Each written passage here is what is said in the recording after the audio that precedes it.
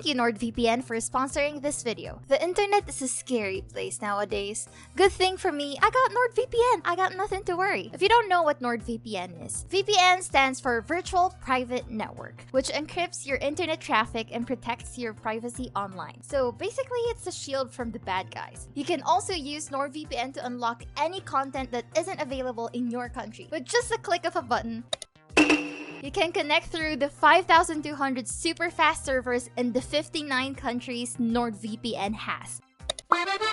They also have it on Android and iOS, and you can have up to 6 simultaneous connections running. So if you want to have all those amazing things, go to nordvpn.org/Tooncee and use the coupon code Tooncee at checkout so they know I sent you. And you get 68% off a 2-year plan plus 1 additional month free. Currently, they have a special cyber deal from October 28 to December 1. With a 2-year plan, you will get a surprise gift. It can be 1 month or even 1 year free. So go to nordvpn.org/Tooncee and use our coupon code Tooncee at checkout. Thank you so much NordVPN for making this video possible. Welcome back! Hi. I love that joke. So recently, me and Harrix were talking about, life. And then out of the blue, I was like, our parents are very different. I'm gonna make a video about it.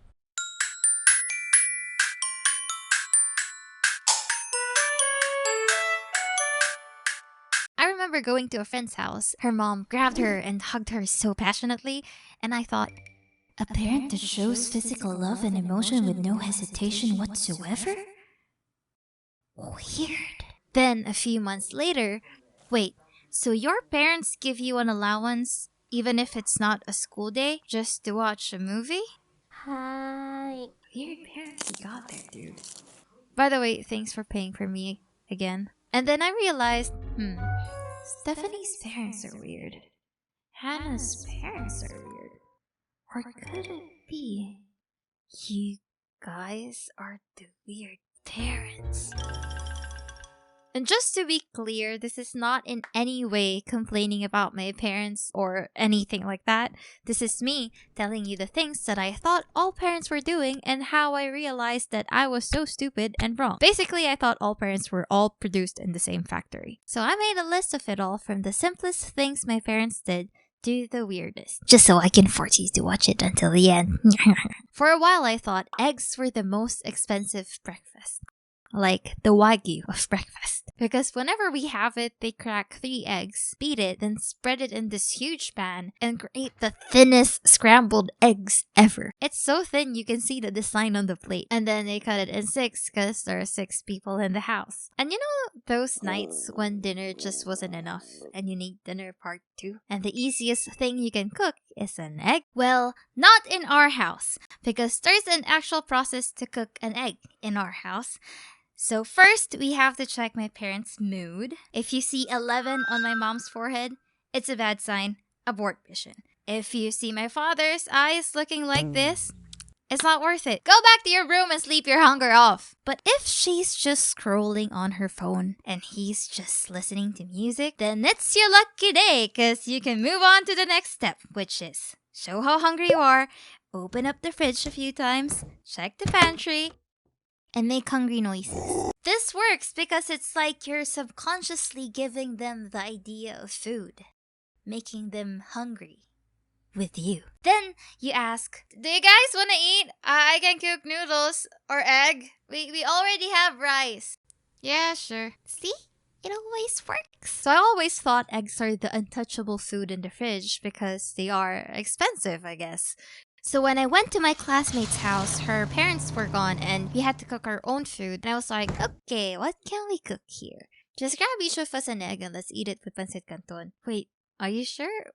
Would that be okay for your parents? Yeah!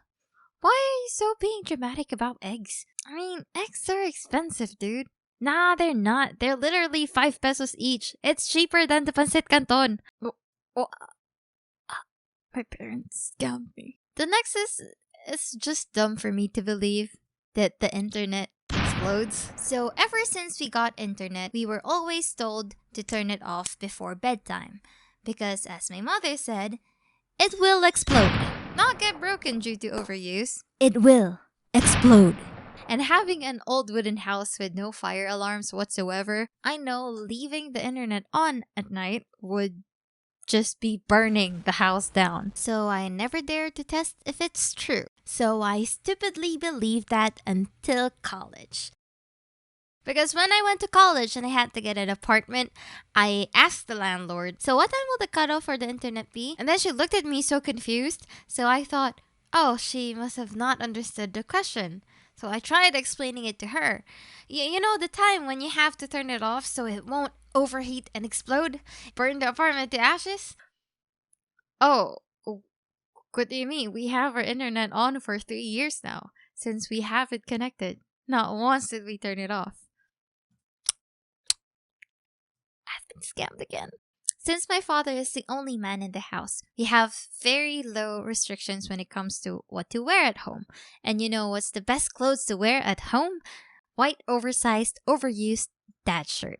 Yes, the reason behind my character's outfit. Because my father got loads of them. Thin, air-continuous shirt. We grew up wearing them whenever we're inside the house. Yeah, we looked like a cult. And no shorts, just underwear. No bras. Because bras are uncomfortable. I hate it. So whenever we hear someone knocking, it's like that scene from Lion King. What was that? What was what? What was that? What was that? Where? What was that? Quick before the hyena comes. And we would run to our bedrooms and hide. I honestly thought that was a normal thing until... Wait, so you just wear a shirt and underwear at home? Yeah. No. Now, there's this rule in our house. 1 cut per person. 1 cut of chicken per person. 1 cheek of mango per person. 1 stick of barbecue per person. 1 slice of ham per person. So to survive, you need to know your food anatomy. Because they may look equal in size, but some parts of the meat are just half bone. Or the chicken might look meaty, but it's just curvy and bony. Eating mangoes is where it gets even more competitive. Because the seed part, it's counted. So obviously the cheeks have more mangoes in it than the seeds. And I always thought the ones who get the seeds is the least favorite child of the day. I always get the seeds. Still delicious though. And I can't really complain because my mom will always say, "You're lucky. When I was your age, we divided the mangoes by 6 and we cut the fish in half." And I thought that was a normal thing. Until one time I went to my friend's house and they cooked chicken adobo. 1 huge bowl of chicken adobo. Which was so confusing to me because there was just me, my friend, and her mom. So I took my cut, drumstick of course, and her mom looked at me. "Why? Don't you like chicken adobo?" No, I love adobo. I love chicken adobo. "Oh, then get more. Here. Whoa. Thank you. Your mom is so weird." My parents have very unusual ways of handling parenting stuff. Like, they offered me a drink at 13 because they said, "We know you'll soon drink with your friends and we need to know if we can let you or not." It's like a test if I'll go crazy and dance on the table. Or will I just hide my tipsiness and if I know when to stop drinking? What's weird was my father was the one giving us relationship advice.